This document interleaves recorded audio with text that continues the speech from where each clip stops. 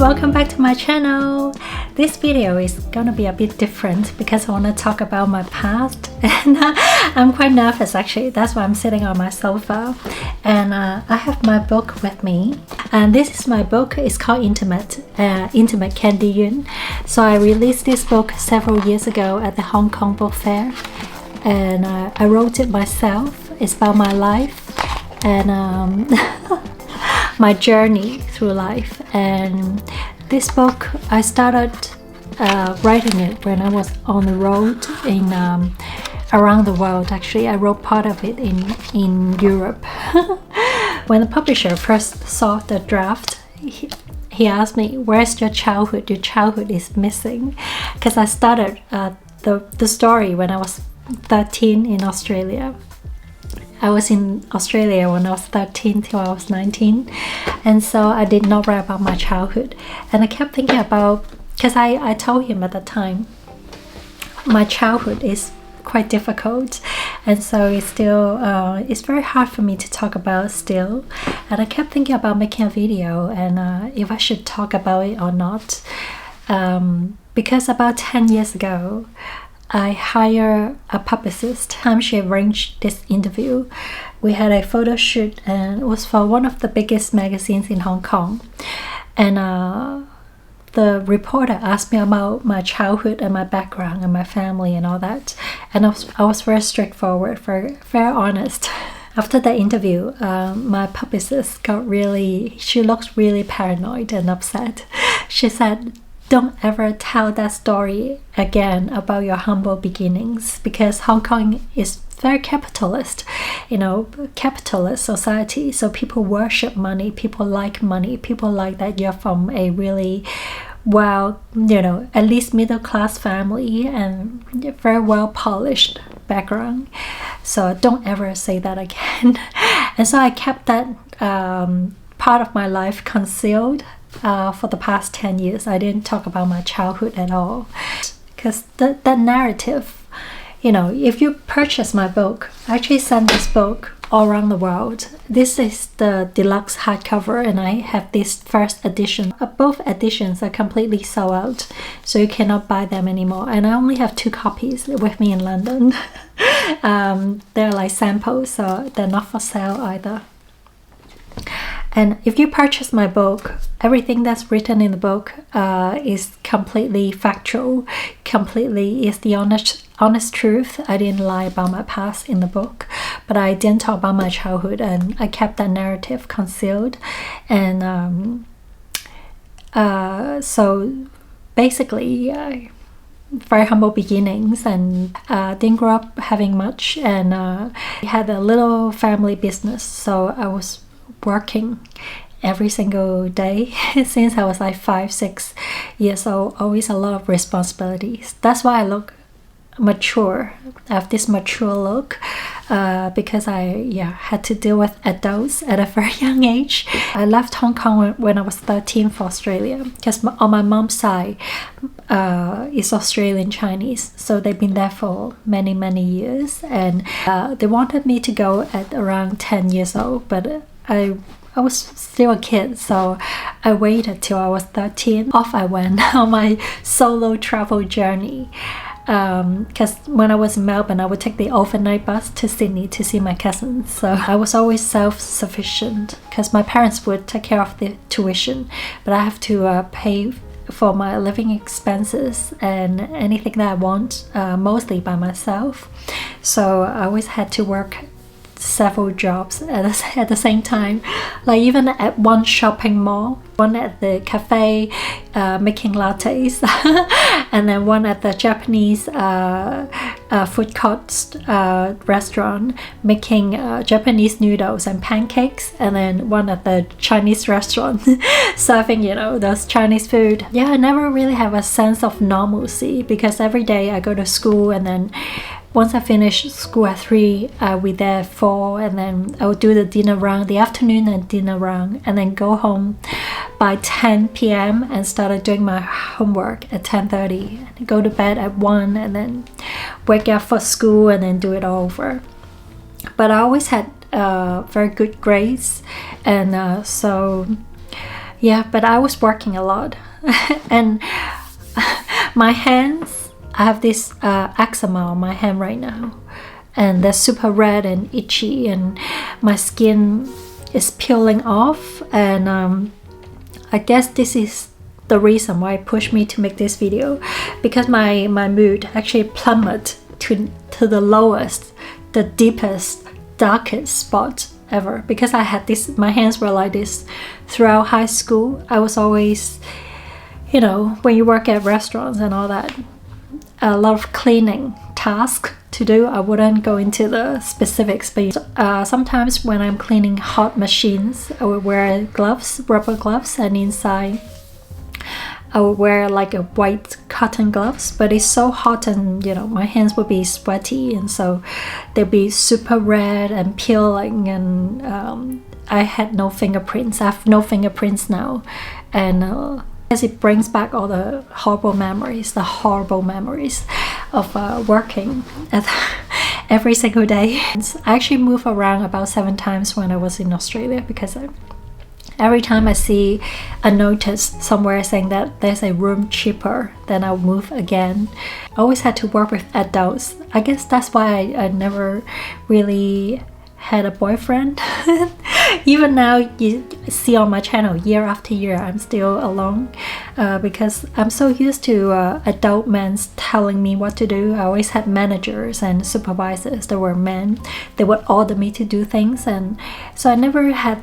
And I was quite a tomboy, because I had to earn money from a very young age, and I would lie about my age. When I was 13, I would say I'm 15.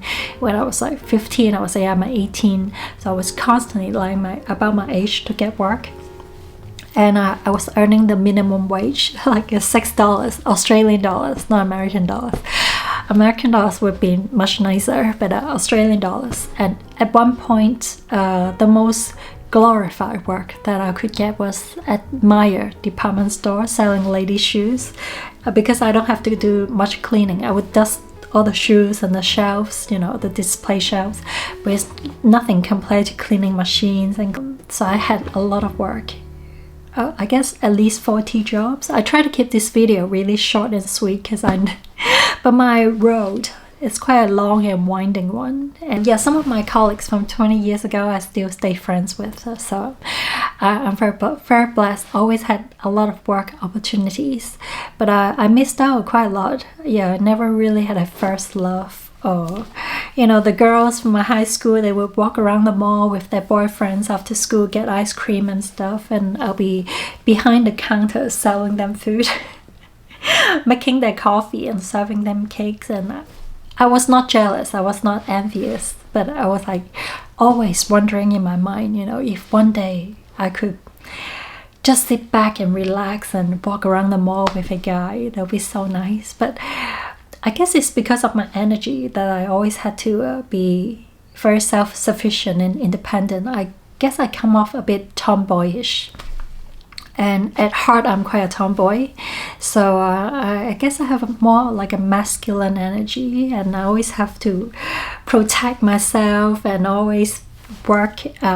You know, every single day I remind myself that I have this work opportunity and someone actually hired me, so let's exceed that expectation. So I was like working super fast at the restaurants and make sure everything is super clean. I'm such a clean freak. And then, so I guess I was always very masculine. And even to this day, like when I'm traveling alone, or I moved from Hong Kong to London by myself, I guess my energy kind of comes to guys that don't touch me, don't come near me, I don't need you, I can do everything myself.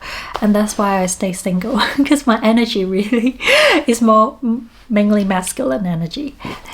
I finished high school with really good grades. Now I entered the Melbourne University, Melbourne Uni, and I selected Media and Communications, the Bachelor of Media and Communications. And so yeah, I was working like crazy, like 7 days a week, and then go to uni 4 days a week. But then I would sleep in the computer room. They have this computer room that is 24 hours. So I basically sleep in the computer room because I need to write essays for for the Bachelor of Media Communication. It's mainly essays. You don't really have exams. Yeah, so I was like in the computer room with my coffee. Like throughout the night, I would do my homework. And I joined the student association at both uni, at Melbourne Uni and at Hong Kong U. I was very active with my student duties as well. I was at the associations. I was the vice president. And so I was crazy workaholic. And at that time, it was 2003. So in Hong Kong, we had it was like COVID, but it was SARS, the pandemic. So my family finally said, you have to come back. And then I came back to Hong Kong when I was 19, and I worked for 1 year. So during the day, I was a tutor at a learning center. And then at night, I was a waitress once again. And I'm like, I really want to get my degree back. So I wrote a letter to Hong Kong U explaining my situation. And they asked me to send in all my reports from Melbourne Uni and from high school. And they accepted me. They just sent me a letter back saying congratulations, you can come and study, but it's Bachelor of Arts, because that year they were opening the School of Journalism for the first time. So they said in the letter you can take courses at School of Journalism, but the bachelor degree is going to be Bachelor of Arts. So I ended up earning my degree in major in comparative literature, but I did a lot of film studies and media studies. And then my minor was in fine arts. I was trying to do a minor in French, but I switched to fine arts later on because once again I had to work. So I worked for a lot of film companies. I worked for a film company called Fortissimo. They used to distribute films by Wong Kar-wai. And then I worked at film award shows. I was the screenwriter, the assistant screenwriter at Asian Film Awards. And I was working for a magazine as well, interior design and architecture magazine, and I was the marketing assistant. So I was only like 19 years old, 20 years old, and they gave me a lot of work. Everywhere I went, people were really eager to have me join the company because I'm so used to working super fast. And but I always wanted to be in the creative, in TV or in film. So I did internship at TVB actually when I was 19, and I did a lot of screen tests for a news anchor position and also for like a screenwriter. And I even did a screen test for like the weather forecast person. So I did a lot of work for TV at that time. And once I graduated, the magazine wanted me, because I already worked for the magazine about 1 year prior to getting my degree, because I was working for them every single day as well. So that's why I switched to fine arts, because all the lectures and all the tutorials are in the morning. So I finished at around noon, and then I would go to work at around 2 p.m. I finished at 9, and then they'll pay me a monthly salary. So that was quite a good work at the magazine, because they had this award called Perspective Awards. So it's for designers, interior designers and architects around the world. And my job was calling people up. So I would call the designers in Europe and invite them to come to Hong Kong to join the show. And so once I graduated, they offered me a full-time position, and so I stayed with the magazine for 3 months. But in my heart, I really wanted to work for, TVB, the biggest television station in Hong Kong, and also, work with big names back in films and all that.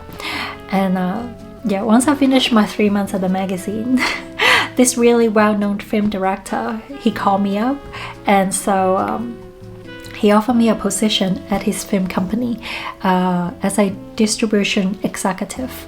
And so I was traveling around the world with him and also by myself to red carpets and to film markets and to film award shows. And so it was really exciting job, but very exhausting. Very exhausting. I was always the first person to get up and the last one to go to sleep. And at one point I went on tour. So as a distribution executive, my job is to sell films, to distribute films, and to arrange all the film premieres and all that. So I would take the cast to go on promotional tour, and one of the films I handled was is called The Warlords by Andy Lau and Jet Li. So I would pick up Jet Li from his hotel. He slept at the airport hotel because they were flying every single day. So I would pick him up, from the hotel, and then take him, through security and go on board, go on the flights. And then little did I know that one day I would be the artist flying around, and I would have an assistant with me. But that was a very interesting experience, because I would take like 30 passports with me, go to the airport, check in. So everyone's checked in. So once they arrive 1 hour later, we go through the gates directly and go on the plane directly, because like the fans would be screaming, like chasing them. So we didn't want any accident. I was like this workaholic all my life, because I had this drive and I was so ambitious. I'm like, people hire me, and I come from such a humble background, I'm such a people pleaser at that time, and I never took a day off actually with that film company, and I worked there for 2 years until I became a Miss Hong Kong, and I became a public figure. And with my Miss Hong Kong title, it comes with a contract with TVB, the television station, the largest television station in Hong Kong. So I had to stop working for the film company. So that's how I switched from behind the camera to be in front of the camera instead. Since I never took a day off at the film company, they actually paid me some compensation. During that time, actually, the first month at that film company, we were collaborating with another company called Media Asia. And I went to a marketing meeting about how to promote our upcoming film. And so soon after that meeting, they call me up and they say, whatever that film director is offering you, we're paying you double to join our company, and because we like you very much.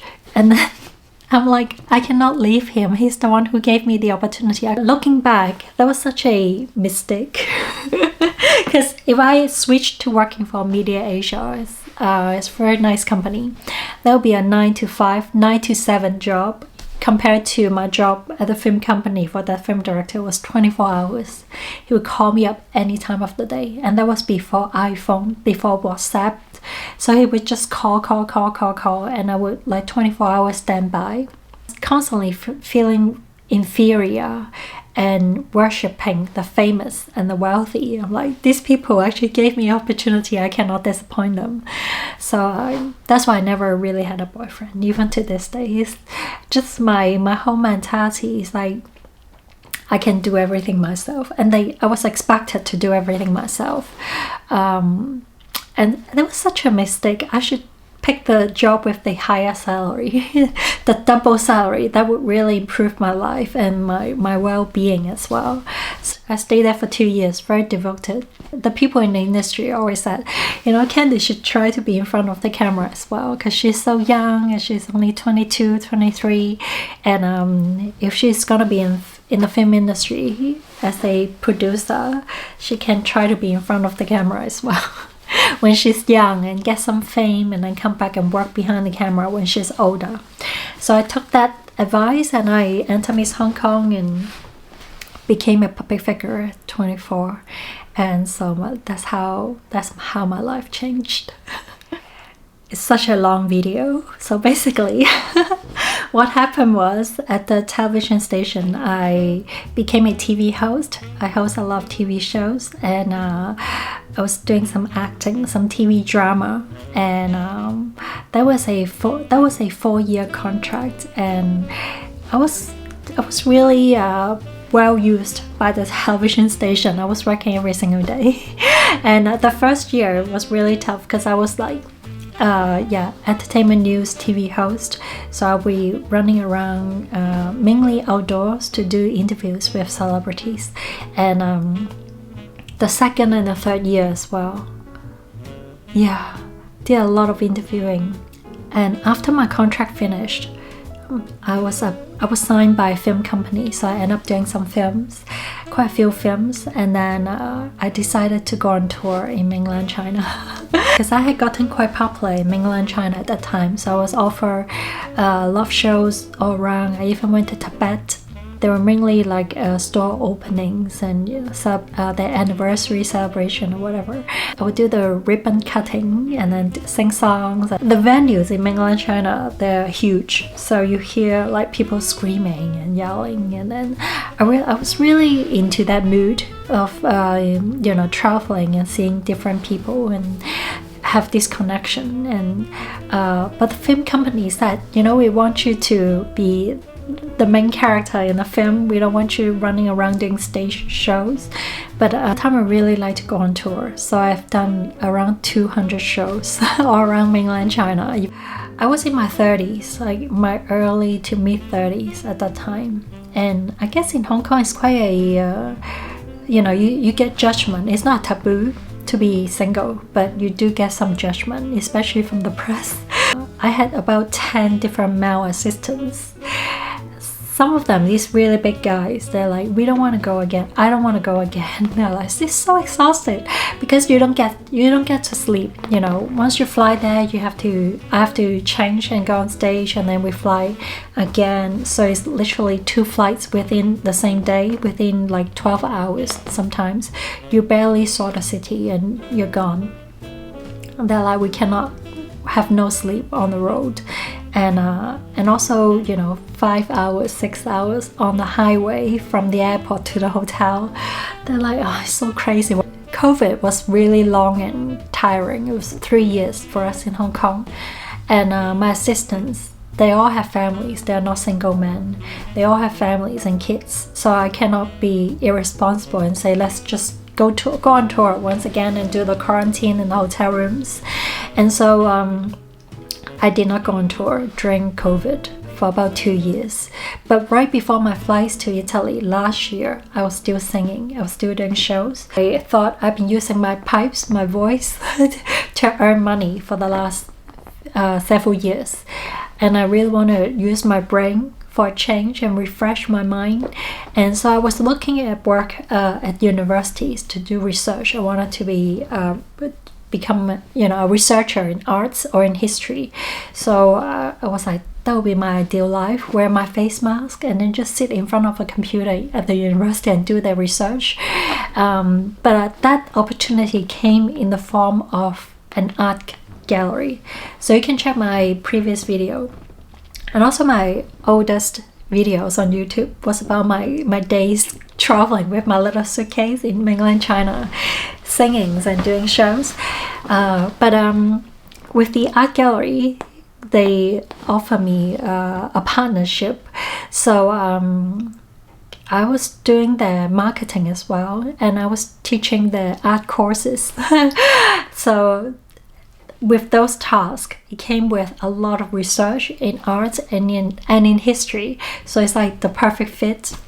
I met a lot of wealthy and powerful people in Hong Kong. So they approached me because we could not travel. So we were all in Hong Kong, and it's such a small place. And so they would approach me and say, can you come and sing at my birthday party? Can you do this? Can you shoot this for me? I stopped working for them. It's like, you cannot manipulate me into believing there'll be opportunities later on. And I've done some self-reflection, and I really have to change my people-pleasing quality. But this video is not about bad-mouthing anyone. I brought everything on by myself, absolutely.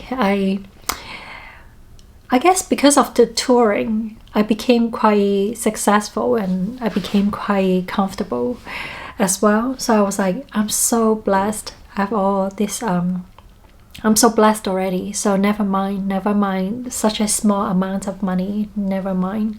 So I was working, but not getting what I should be paid. So I really have to change myself and have a higher self-worth, and don't think that because I'm a public figure I have to be so nice to everyone. And I guess underneath, there was one phase in my life I was being bad-mouthed by other people that I worked with in the film industry. And I saw that in a newspaper. I'm like, why are people making stuff up? They would say that I have a bad personality, I'm a bad person and all that. So I guess my inferiority and all the people-pleasing quality just became so exaggerated. I didn't want bad press anymore. So I'm like, I cannot stand any gossip about saying that I'm a bad person. So I have to even work for free, to go to people's home to sing for free and all that. And so yeah, the biggest lesson learned is don't compromise so much. They're gonna say whatever they want to say, and I cannot really control them so much. It's sometimes they approach me because of their ego, and these people, they have really inflated ego, and so never mind what they say. I have to learn to say no a bit more, and just put myself first. You guys always ask me about work, so I thought I should make a video and talk about my past first, so you know a little bit more about me and what I have done in the past. And because my book is also out, I hope this little video is like the oral history of what I've done. But I could go on and on, so probably I should stop it right here for tonight, and I'll share more with you in the future. And I look forward to more work opportunities in the UK and also around the world. So I'll bring you along, and then you'll come along with me, so you see it for yourself. See you next time. Thanks for watching. Bye bye.